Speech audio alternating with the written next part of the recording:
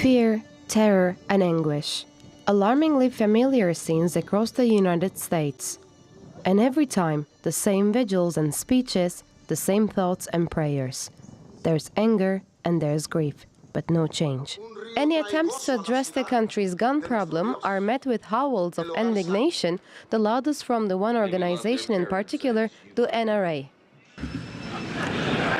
From my cold, dead hands. The National Rifle Association was established in 1871 by two Civil War veterans to promote and encourage rifle shootings on a scientific basis. 100 years later, it had morphed into one of the strongest special interest lobby groups in the United States. The NRA spends around $250 million a year, mostly on lobbying politicians to protect Americans' right to own guns.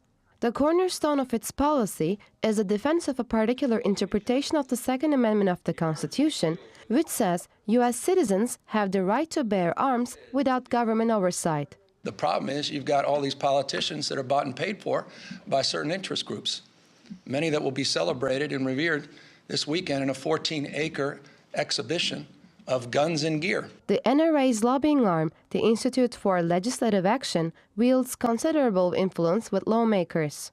It endorses and channels funds towards candidates who support its aims and advocate against gun control with existing government members.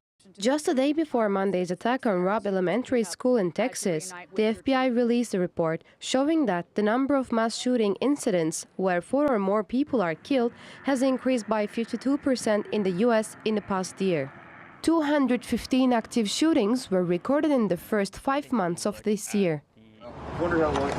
It also noted that almost 80% of the attackers use legally purchased weapons. The massacre has brought the issue back onto the front pages. As a nation, we have to ask, when in God's name are we going to stand up to the gun lobby? When in God's name we do what we all know in our gut needs to be done? But the gun control lobby has heard it all before. Platitudes and desperate pleas won't stop the killing. Breaking the power of the NRA might be a step in the right direction. Selene Shanchai, GRT World.